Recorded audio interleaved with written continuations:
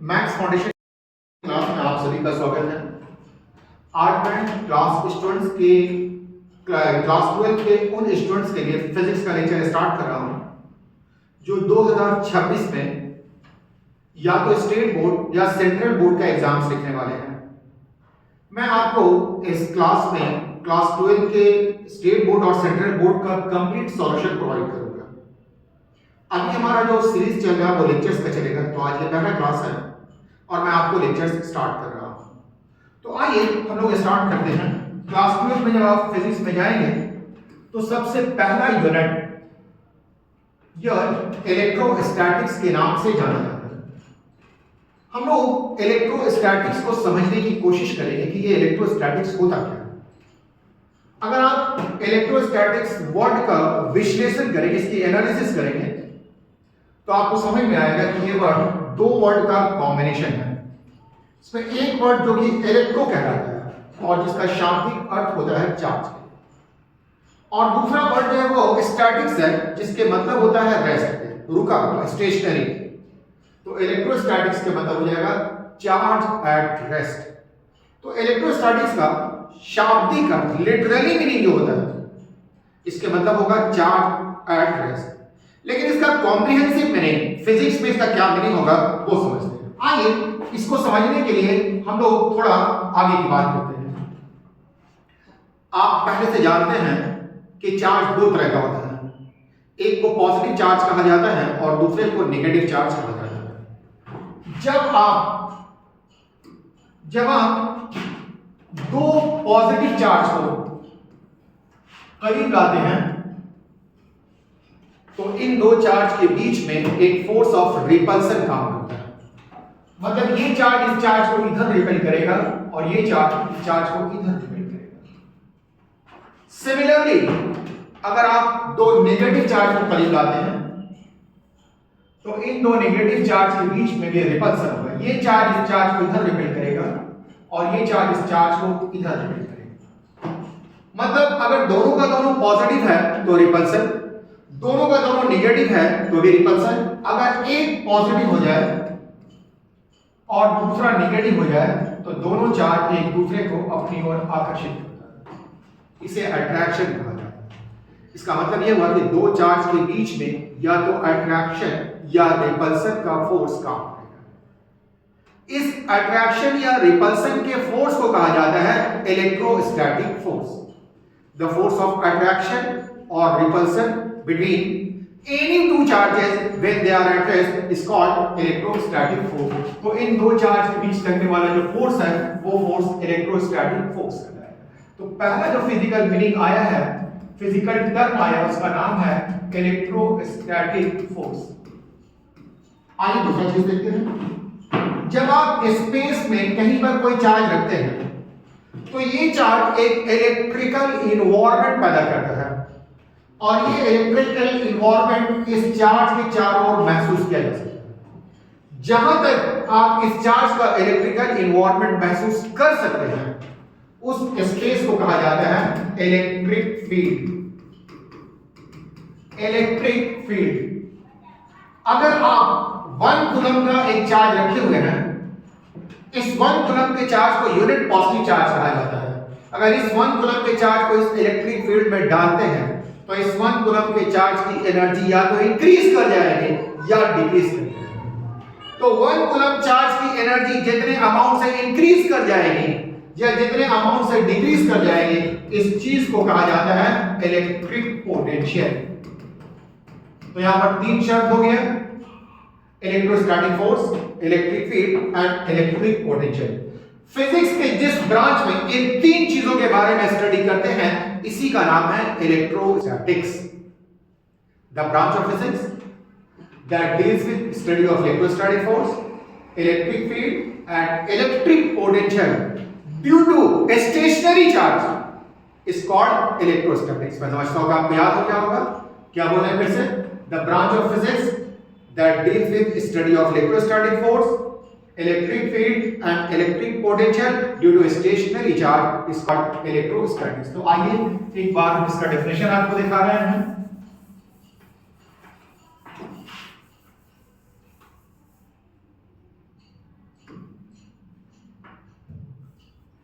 एक बार इसका डेफिनेशन देख लीजिए।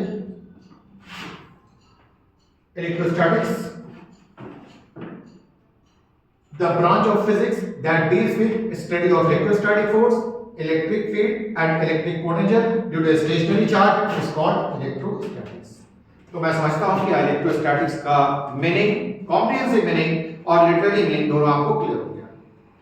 इस इलेक्ट्रोस्टैटिक्स को समझने के लिए, मतलब electrostatic force, electric field and electric potential की कंप्लीट जानकारी के लिए एनसीईआरटी बुक ने 2 चैप्टर डिजाइन किया है। तो आइए देखते हैं 2 चैप्टर। ये जो पहला चैप्टर है, इस पहले चैप्टर का नाम है electric charges and field. Electric charges and field, इस पहले चैप्टर में आप 4 टॉपिक्स स्टडी करेंगे। ये 4 टॉपिक्स है। पहला बेसिक्स ऑफ इलेक्ट्रिक चार्जेस, जिसमें आप चार्ज के फंडामेंटल बातों को सीखेंगे। चार्ज होता क्या है, चार्ज कितने तरह का होता है, थ्योरी ऑफ इलेक्ट्रिफिकेशन क्या है, उसके बाद प्रॉपर्टीज ऑफ चार्ज क्या है, डिफरेंट मेथड्स ऑफ चार्जिंग क्या है, ये आप सीखेंगे। दूसरा जो टर्म इसका नाम है, दूसरा जो topic, electrostatic force and coulomb force. इस टॉपिक में आप 2 चार्ज के बीच में लगने वाले फोर्स के बारे में स्टडी करेंगे। उसके बाद एक टॉपिक है जिसका नाम है electric field and electric dipole. Electric field अभी मैंने आपको बताया, इलेक्ट्रिक डाइपोल बताएंगे, इसके बारे में स्टडी करेंगे। और electric field lines and Gauss's theorem, ये आप टॉपिक 4 में स्टडी करेंगे। मतलब इसी चीज के बारे में यहां भी सीखेंगे, लेकिन यहां पर जो अप्रोच होगा वो कूलम्ब्स का अप्रोच होगा, और यहां पर जो अप्रोच होगा वो आपको गॉस का अप्रोच होगा। उसके बाद हम चले जाएंगे चैप्टर नंबर 2 में।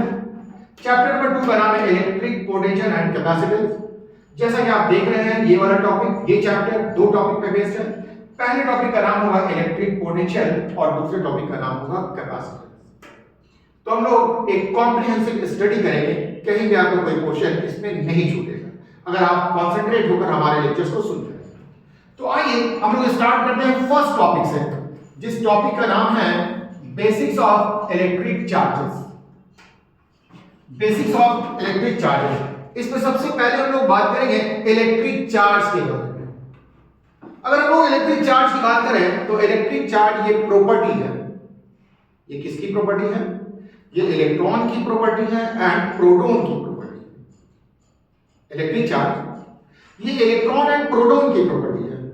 इसी प्रॉपर्टी के कारण इलेक्ट्रॉन इलेक्ट्रॉन के बीच में रिपल्सन होता है, प्रोटॉन प्रोटॉन के बीच में रिपल्सन होता है, लेकिन इलेक्ट्रॉन एंड प्रोटॉन के बीच में अट्रैक्शन होता है। तो पूछा जाएगा इलेक्ट्रिक चार्ज क्या है? तो it is the property of electron and proton. ये नहीं है न्यूट्रॉन है, I am sorry, electron and proton. It is the property of electron and proton due to which there is repulsion between electron electron, proton proton, but there is attraction between electron and proton. Electric charge property है electron and proton की। इसी property के कारण electron electron के बीच में repulsion, proton proton के बीच में repulsion, लेकिन इलेक्ट्रॉन एंड प्रोटॉन के बीच में अट्रैक्शन है। ये इलेक्ट्रॉन या प्रोटॉन पर चार्ज का अमाउंट क्या होता है, इस चीज को मेजर किया जा सकता है। और इस चीज को सबसे पहले जिस साइंटिस्ट ने मेजर किया था उनका नाम है मिलिकन। और ये चीज मेजर करने के लिए उन्होंने एक एक्सपेरिमेंट किया था, जिस एक्सपेरिमेंट का नाम है मिलिकन ऑयल ड्रॉप एक्सपेरिमेंट। आप गूगल पर सर्च कर सकते हैं मिलिकन ऑयल ड्रॉप एक्सपेरिमेंट कि मिलिकन ने किस तरीके से 1 इलेक्ट्रॉन पर चार्ज का वैल्यू निकाला। तो मिलिकन ने एक्सपेरिमेंट किया, मिलिकन ऑयल ड्रॉप एक्सपेरिमेंट, और उस एक्सपेरिमेंट के जरिए इलेक्ट्रॉन पर चार्ज का वैल्यू निकाला। तो Millikan determine the value of charge on an electron by an experiment known as Millikan's oil drop experiment। अब ये देखते हैं कि मिलिकन ऑयल ड्रॉप एक्सपेरिमेंट के जरिए इलेक्ट्रॉन पर चार्ज का क्या वैल्यू आता है। तो आइए देखते हैं आगे।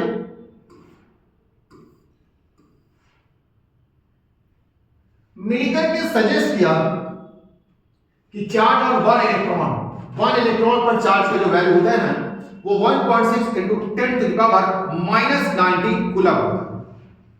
बाद में पता चला कि इलेक्ट्रॉन पर जितना चार्ज है प्रोटॉन पर भी उतना ही चार्ज होता है। तो चार्ज ऑफ वन प्रोटॉन है 1.6 into 10 to the power minus 20। लेकिन मिलिकन ये डिटरमाइन नहीं कर पाए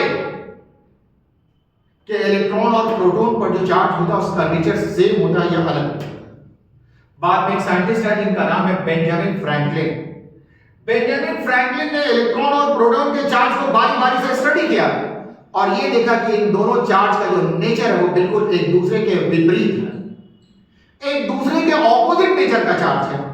तो बेंजामिन फ्रैंकलिन को ये एहसास हुआ कि अब चार्ज की नेमिंग करने की जरूरत पड़ेगी क्योंकि ये दो ऑपोजिट नेचर का चार्ज दिखाई दे रहा है।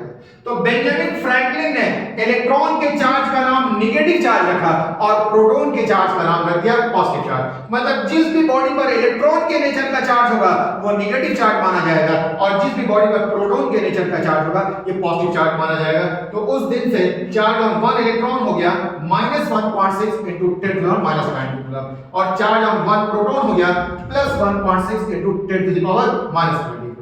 बाद में एक और पार्टिकल पता चला जिसका नाम है अल्फा पार्टिकल। तो अल्फा पार्टिकल में पाया गया कि अल्फा पार्टिकल पर जो चार्ज होता है वो प्रोटॉन के नेचर का चार्ज होता है और इसका वैल्यू प्रोटॉन के चार्ज का जस्ट डबल होता है। मतलब अल्फा पार्टिकल पर +3.2 into 10 to the power -19 coulomb का चार्ज। अगर हम लोग इलेक्ट्रॉन के चार्ज के बारे में जान रहे हैं तो इलेक्ट्रॉन के मास के बारे में जानेंगे। मास ऑफ वन इलेक्ट्रॉन होता है 9.1 into 10 to the power -31 kg।